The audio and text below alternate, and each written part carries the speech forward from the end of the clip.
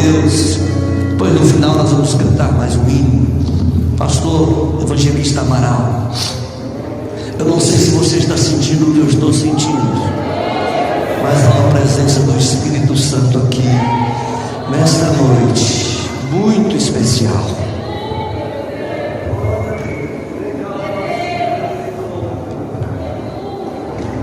Queridos irmãos, a paz do Senhor a todos. Que atmosfera gostosa, né? Como é bom sentir a presença de Deus. Quem trouxe a Bíblia, aproveitando que vocês estão em pé, por gentileza, abra comigo na carta escrita pelo apóstolo Paulo a Filemon. Carta do apóstolo Paulo a Filemon. Capítulo único, tem apenas um capítulo. Por ser uma carta curta, é comum a dificuldade em encontrá-la. Então eu vou te dar uma dica. Abra no primeiro capítulo da carta aos Hebreus e retorne uma página, você encontrará Filemon. Deus seja louvado. Agradeço ao pastor Valdir pela boa oportunidade, que Deus lhe retribua. Carta de Paulo a Filemon.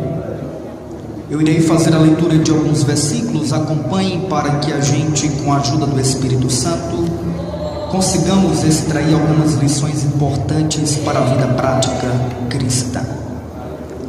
Quem encontrou, diga amém. Paulo, prisioneiro de Cristo Jesus, e o irmão Timóteo, ao amado Filemon, também nosso colaborador, e a irmã Áfia. Acredita-se que Áfia era esposa de Filemon, e a Arquipo, nosso companheiro de lutas, acredita-se que Arquipo era filho de Filemon e Áfia, e a igreja que está em tua casa.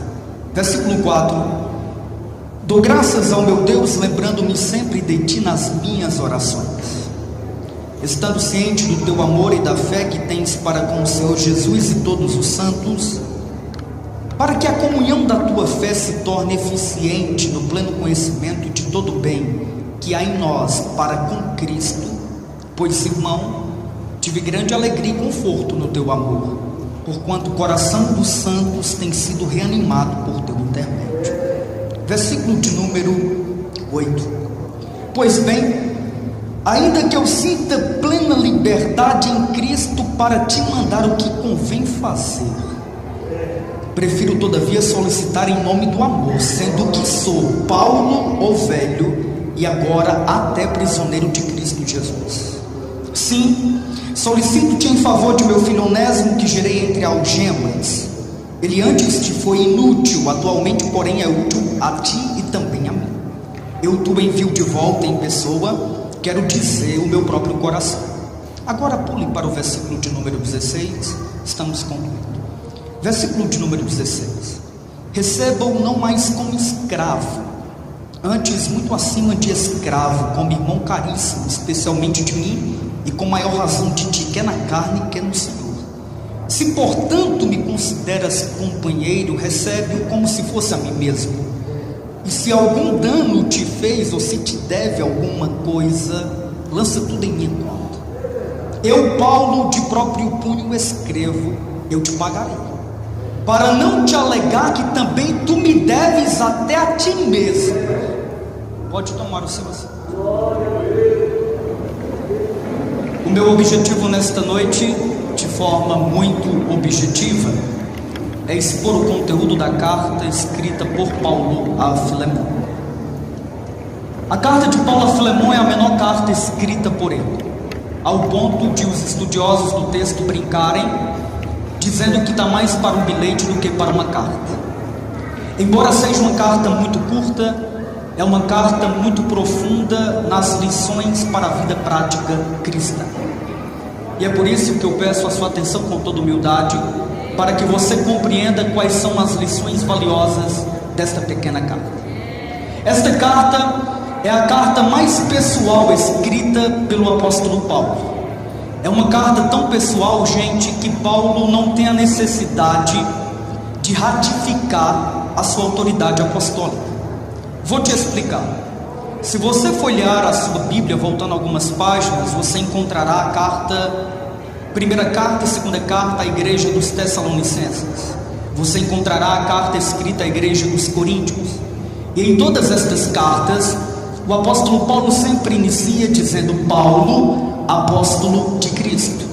Só que esta carta é diferente, porque ele está escrevendo para um amigo muito próximo, ele está escrevendo para um companheiro de verdade, ele está escrevendo para um homem que compartilha do mesmo sentimento do coração dele. Então aqui Paulo não diz Paulo, vírgula, apóstolo de Cristo Jesus, segundo a vontade de Deus. Aqui Paulo mostra a Filemon qual que é a sua atual situação. E Paulo diz: Paulo, prisioneiro de Cristo Jesus, e o irmão Timóteo. Quando eu leio isto, a gente tem que ler da forma correta. Eu entendo então que esta carta é uma das 7 cartas escritas das prisões do apóstolo Paulo. Aprenda isto: das 13 cartas que Paulo escreveu, 7 cartas foram escritas durante suas prisões. E Amaral, em qual prisão que ele está quando ele escreve Filemon? Ele está na sua primeira prisão domiciliar na capital do mundo daquela época, em Roma. Por ser um cidadão romano também, Paulo tinha alguns privilégios, entre eles o de ter na sua companhia cooperadores do seu ministério. É tanto que a gente vê Paulo, Timóteo. Se você ler o último versículo da carta de Paulo a Filemon, você verá que ele cita que está com ele também Epáfras, Aristarco, Demas e Marcos. Então Paulo tinha este privilégio de receber cooperadores na prisão domiciliar em Roma. Para quem que é a carta? A carta é escrita a Filemon. Entenda a contextualização e depois mergulharemos nas grandes lições. Quem que é Filemon? Filemon é um irmão da cidade de Colossos que tem muito poder aquisitivo. Acredita-se, e a tradição histórica mostra, que Filemon provavelmente era dono de fazendas. Mas o que sabemos de certo é que Filemon tinha muitos escravos sob o seu domínio. Naquele tempo era muito comum a escravidão dentro do Império Romano. De acordo com os estudiosos, havia cerca de 60 milhões de escravos em todo o Império Romano. Então Filemon é um homem convertido ao cristianismo. Inclusive Filemon se converteu a Jesus por intermédio da pregação de Paulo na cidade de Éfeso. Paulo ainda não tinha ido a Colossos. Quando Paulo pregou na cidade de Éfeso, Colossos não fica muito distante da cidade de Éfeso. Filemon então é alcançado pelo Senhor. É por isso que mais na frente vocês vão entender por que Paulo diz: tu me deve muito mais do que ele te deve. Agora, quem que é Onésimo, que é o outro protagonista desta carta e do enredo histórico que daria um belo filme? Onésimo é um escravo fugitivo de Filemon. E ele fugiu porque cometeu 2 crimes gravíssimos, que Filemon teria todo o respaldo pela lei para matar ou torturar Onésimo. O que ele cometeu? Ele roubou Filemon e ele fugiu de Filemon. Para onde ele fugiu? Ele fugiu para a capital do Império de Roma, do Império Romano, que era a própria cidade de Roma. E quem que está preso em Roma? O apóstolo Paulo. Então, entendendo este contexto, eu quero começar para que você entenda perfeitamente. A cidade de Colossos, aqui uma curiosidade muito importante. Perto da cidade de Colossos tinha outras 2 cidades muito importantes naquela época na região da Ásia Menor. A cidade de Laodiceia e a cidade de Herápolis. Aprenda isso aqui, porque o tema desta mensagem expositiva é as características de um verdadeiro cristão. Observe. Então nós temos Colossos, temos Laodiceia e do outro lado nós temos Herápolis. A cidade de Colossos era uma cidade que tinha águas frescas. É tanto que os ricos de Roma, quando era no tempo do verão, iam para as casas de veraneio na cidade de Colossos. Então em Colossos tem águas frescas. Em Herápolis tinham águas termais, que lembra, por exemplo, Caldas Novas. É tanto que os estudiosos dizem que as pessoas que tinham problema na epiderme, na pele, iam para Herápolis tomar banho nas águas termais de Herápolis, porque ficavam melhor e curavam muitas das vezes das enfermidades que tinham na pele. Só que Laodiceia, é muito importante dizer isso, Laodiceia não tinha, pastor Valdir, fonte de água própria. Então ela era abastecida pelas águas que vinham ou de Herápolis ou de Colossos, por tubulação. E quando chegava já em Laodiceia, a água estava morna. Então a primeira dica que fica, lembra de Jesus no Apocalipse, quando ele escreve à igreja de Laodiceia, ele diz: ó crentes de Laodiceia, vocês não são quentes e nem são frios, são mornos. É por isso que eu estou ao ponto de vomitar-te da minha boca. Jesus usa algo natural da região para mostrar algo espiritual dos crentes de Laodiceia. Então a gente tem que ter como primeira verdade desta mensagem expositiva que no reino de Deus não existem meios termos, ou a gente é ou a gente não é. Então eu acho muito interessante o enredo histórico, e aqui eu quero entrar na primeira grande lição do apóstolo Paulo, que está justamente no primeiro versículo. A expressão de Paulo é um pouco orgulhosa, e Paulo disse muito sobre isso: eu me orgulho no Senhor. Porque Paulo se tornou o maior de todos os apóstolos, e como ele mesmo disse, não eu, mas a graça de Deus comigo, eu trabalhei mais do que todos eles. O que Paulo nos ensina, que todo cristão deve guardar dentro do coração, como primeira verdade absoluta, é que todos aqueles que são cristãos de verdade, independente da situação que estejam, permanecem sendo de Jesus. Paulo, prisioneiro de Nero, não. Por mais que ele tenha um nome no rol do livro dos presidiários de Roma, Paulo não é um preso de Nero, Paulo não é um preso da guarda pretoriana. Paulo entende que a sua vida está no centro da vontade de Deus. Isso é muito impactante, pelo menos para mim, porque para um homem chegar a este nível de dizer que se orgulha de ser um prisioneiro de Cristo e entender que a sua vida está no centro da vontade de Deus, mesmo diante das dores da vida. Sabe como é que a gente chega nesse nível? Quando a gente entende outras coisas que Paulo diz. Porque é muito fácil ser de Jesus quando tudo vai bem, mas será que nós temos a capacidade de continuar sendo dele quando as coisas estão apertando para o nosso lado? Paulo, prisioneiro de Cristo, só diz isto quem entendeu o que ele disse aos Romanos. No capítulo 11, versículo 36, Paulo mostra porque ele entende que a vida dele é dominada por Cristo. Sabe o que Paulo diz? Porque dele, por ele e para ele são todas as coisas. Então, dele, ele é a origem da minha vida. Guarde isso. Se você quiser viver uma vida vitoriosa e chegar na linha de chegada como alguém que venceu, entenda que a sua vida como cristão deve ser originada somente em Cristo, por Cristo e para Cristo. Paulo está dizendo aos Romanos: a minha vida é dele, eu vivo por ele e para ele são todas as coisas. Só que ele não para por aqui.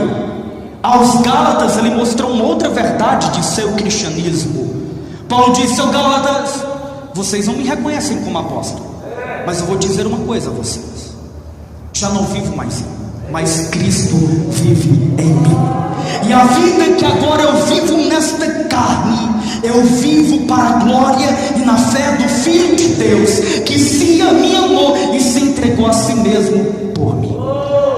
Sabe o que Paulo está nos ensinando? Paulo está dizendo: Filemon, eu me entreguei a Jesus da mesma forma que ele se entregou por mim. Então, se for preciso morrer por ele, eu morrerei por ele.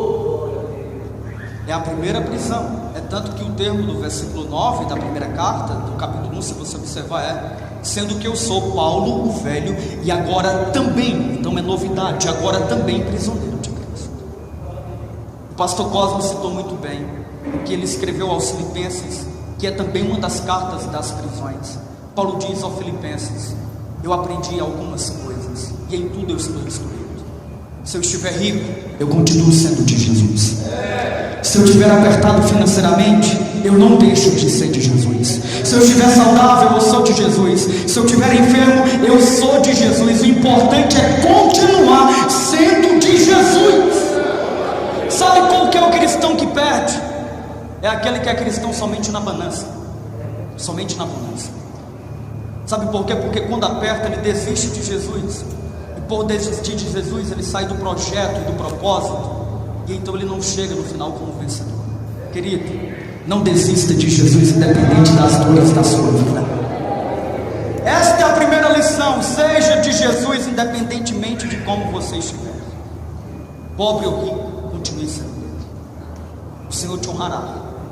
Você dirá como Paulo disse a Timóteo: Timóteo, eis que estou sendo entregue por aspersão de sacrifício, e o tempo da minha chegada está próximo. Mas de uma coisa eu te digo, querido: eu tenho guardado o bom depósito, Deus tem guardado o bom depósito, e eu tenho uma coroa de vida eterna. Eu não neguei a fé. Segundo, olhemos agora para Filemon. Filemon é elogiado pelo apóstolo Paulo, e ele mostra algumas características de Filemon. Guarde isso aqui: todo cristão de verdade, além de não negar Jesus independente da situação de suas vidas, ele tem a capacidade de motivar outros a continuarem sendo de Jesus. A continuarem sendo de Jesus. Jesus não nos chamou para ser um sepultador dos sonhos. Jesus não nos chamou para viver uma vida pregando pessimismo. E eu acho muito interessante o relato de Paulo sobre Filemon, porque ele começa dizendo: "Ô Filemon, eu louvo a Deus pela sua vida." Às vezes eu fico pensando, o que aconteceria se a gente não estivesse mais aqui? As pessoas sentiriam falta de nós? O que as pessoas têm dito sobre nós? Porque Filemon é o tipo de cristão, Jéssica, que causa impacto na vida daqueles que ladeiam ele. E Paulo diz: eu louvo a Deus pela tua vida. Eu tenho agradecido a Deus em minhas orações por você existir, Filemon, por alguns motivos. Por que, Paulo? Por causa do teu amor e da tua fé. Querido, aprenda isso. A gente vive em sociedade, vivemos na cristandade fraternal. O nosso objetivo como igreja não é apagar outros, mas é motivar outros. O nosso objetivo como igreja e cristãos de verdade não é colocar contendas e divisões, mas reanimar os que estão caídos através da nossa fé e do nosso amor. Os dois pilares do cristianismo, fé e amor, você tem, Filemon, e por causa disto, o coração dos que estão com você estão sendo reanimados. Só que Paulo diz uma palavra em grego que me chama muita atenção. Quando ele diz: ao amado Filemon, nosso cooperador. O termo grego é nosso sinergo, que significa nosso companheiro de verdade. Está faltando homens que sejam amigos de verdade. Paulo está dizendo: ô Filemon, você é o meu companheiro de verdade. Como companheiro de verdade, eu sei que você não se envergonha de como eu estou. Olha aqui, pega isso aqui. Quando Paulo diz: eu tenho total poder apostólico para te mandar o que convém fazer como seu líder, mas eu prefiro te pedir em nome do amor. Por quê? Porque Paulo já sabia que ele era um homem amoroso. Eu vou te pedir voluntariamente. Aí depois ele decide por Onésimo, a gente vai chegar lá. Aí Paulo pega e diz: eu prefiro te pedir em nome do amor, sendo o que eu sou, Paulo, o velho, e agora também prisioneiro de Cristo Jesus. Quando a gente vive com pessoas de verdade, a gente também pode ser de verdade. Sabe por quê? Porque os amigos e os irmãos de verdade não se envergonham de nossa atual situação. A gente não precisa colocar máscara para fingir uma coisa que nós não somos. Ser cristão não é isto. Viver na cristandade e irmandade é ter a capacidade de abrir o nosso coração com sinceridade, sendo aquilo que nós somos. É por isso que Paulo não ratifica a autoridade apostólica. Ô Filemon, se para você, provavelmente ele estava em torno de 63, 64 anos de idade, já velho para ele, cansado. Eu sou Paulo, velho. Provavelmente Filemon chamava-se. E além de velho, Filemon, eu continuo aqui como prisioneiro de Cristo Jesus. Mas você é meu cooperador. Eu me lembro de um provérbio judeu que se encaixa muito bem nessa explanação. Tem um provérbio judeu que diz que falsos amigos são igual aves de arribação, sempre voam nos invernos da vida. E é uma grande verdade. Só que o cristão de verdade, ele não abandona aqueles que estão passando momentos ruins. Ao contrário, como Filemon, ele tem a capacidade de reanimar, de colocar para cima, de colocar para frente. Foi para isso que Jesus nos chamou. Terceira lição, e esta daqui a gente vai caminhando, porque eu acho ela muito impactante. Paulo agora entra no assunto principal da carta, que é Onésimo. Paulo diz: diante de tudo que eu já te falei, eu venho interceder em nome do amor, e eu peço-te por meu filho Onésimo. E aqui eu quero que você preste muita atenção, porque nós temos uma tipologia muito bacana e muito forte. Eu peço-te por meu filho Onésimo. Sabe o que eu acho interessante? Olhe para cá. Sabe como que era entregue, pastora Gilene, as cartas naquele tempo? Diferente de hoje. Tanto o remetente como o destinatário vinha logo na primeira parte. Por isso que nós lemos Paulo a Timóteo, Paulo, Timóteo a Filemão. As cartas eram enroladas, porque era papiro, era enrolado em rolo. Então facilitava para o entregador ver quem que era o destinatário final. Correto? Ele tinha um remetente e tinha um destinatário. Sabe por quem que foi enviada esta carta? Que é a carta de alforria de Onésimo, escravo fugitivo, que merecia a morte e ser torturado pelo próprio Onésimo. Então quem leva a carta a Filemão é o próprio Onésimo. E quando Onésimo entrega a carta, certamente com muito medo, porque a lei dava respaldo para Filemão matá-lo ou então torturá-lo. E uma das formas de tortura para o escravo que era fugitivo e ladrão era ser colocado dentro de um tanque com peixes da espécie lampreia, que ficavam mordendo a carne dele, e muitos nem conseguiam resistir, morriam ali mesmo. Então, ao mesmo tempo que Onésimo tem o coração com a esperança de que será perdoado, Onésimo também tem medo. Mas quando ele entrega, certamente, rapidamente, Filemão pega e fala: é de Paulo. E quem que é Paulo para Filemão? O homem que o levou a Cristo. Sabe por que eu gosto do Evangelho? É porque o Evangelho, ele sempre nos dará outra oportunidade. Os homens podem não te dar outra chance. Os homens podem pegar em pedras para te apedrejar. Mas o Evangelho de Cristo, se você quiser, te dá outra oportunidade de recomeçar.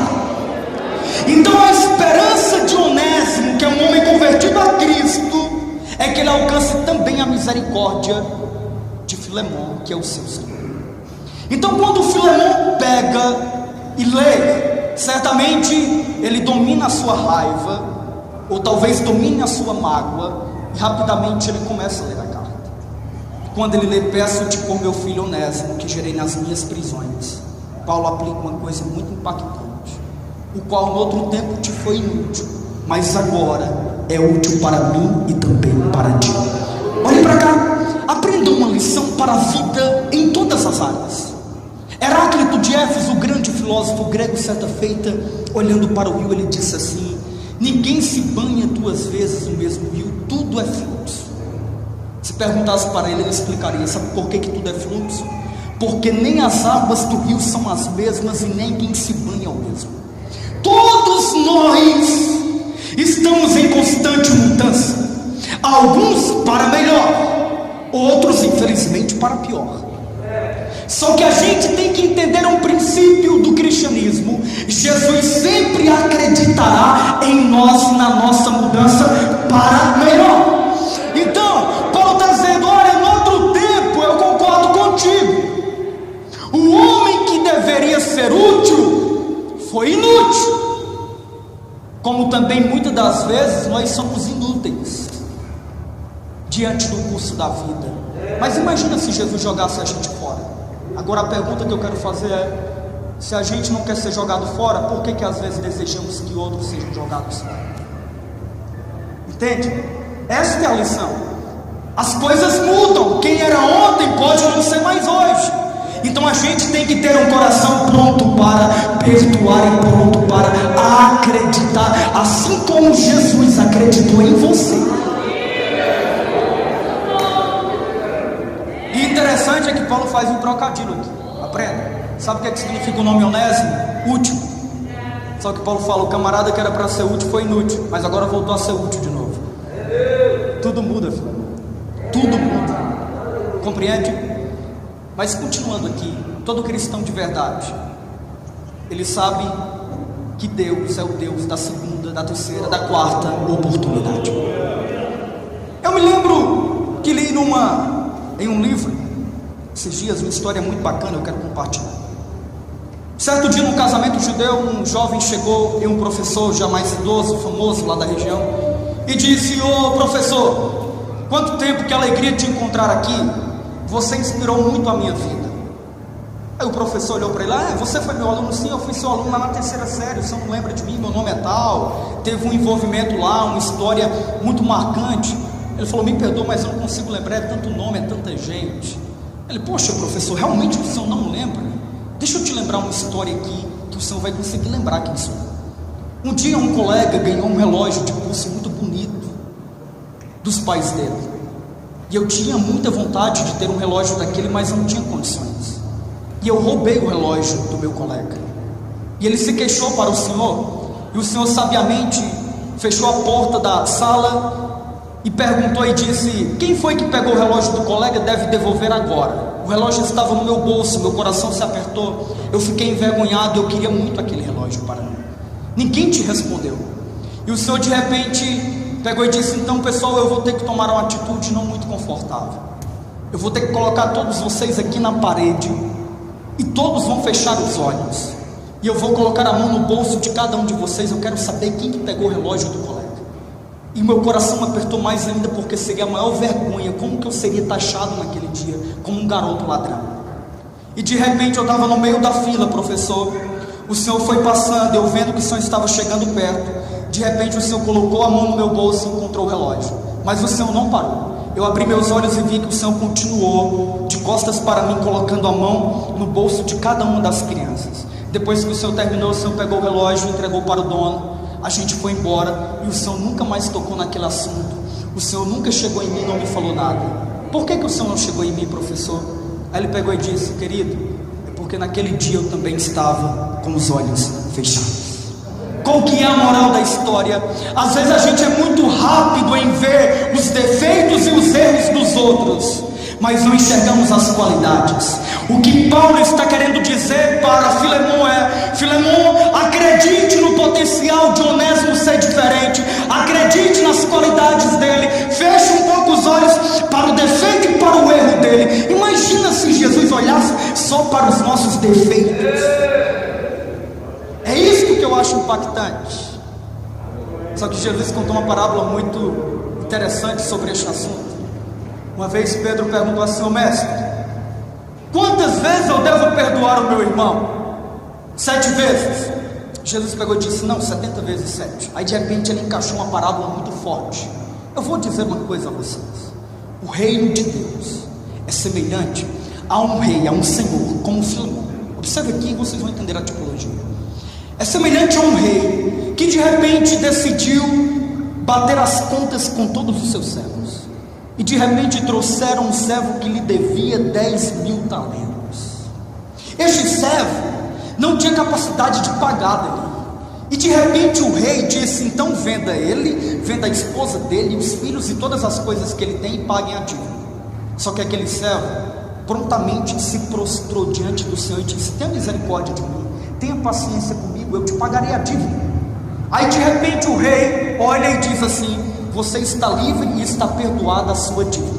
Só que quando o servo saiu, o servo perdoado saiu, na parábola de Jesus, chega um dos conservos dele neste servo que foi perdoado, e quando ele enxerga o conservo, o servo perdoado chega e diz assim: me pague a dívida que você me deve.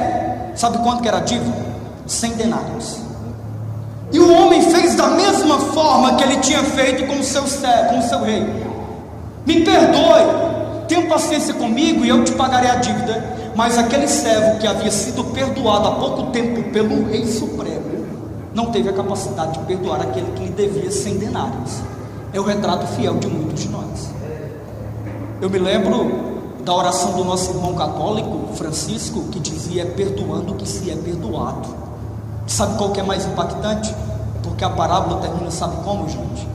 Se vocês não perdoarem quem ofendeu vocês, Deus também não perdoará vocês. Quanta gente vivendo com ódio e amargura no coração, intrigado de pai, de mãe. Querido, se você é intrigado de alguém da tua família nesta noite, a palavra de Deus para você é: perdoe se você quiser ser perdoado. Então é isto que Paulo apresenta a Filemon, e ele é muito mais ousado, porque quando ele vai terminar, ele diz o seguinte: e se você porventura não quiser perdoar a ele, se ele te deve alguma coisa, coloque na minha conta, coloque na minha conta. Aí ele coloca uma observação assim: eu de próprio punho escrevo, porque geralmente Paulo ditava para alguém escrever, só que esta parte ele pegou a pena, com a letra dele e escreveu: eu de próprio punho escrevo, eu tu pagarei. Só que agora ele pega Filemon pelo colarinho e coloca na parede e diz assim: eu te pagarei para você não dizer para mim nada, mas eu quero te lembrar uma coisa: lembra-te que tu deve a mim até a ti mesmo.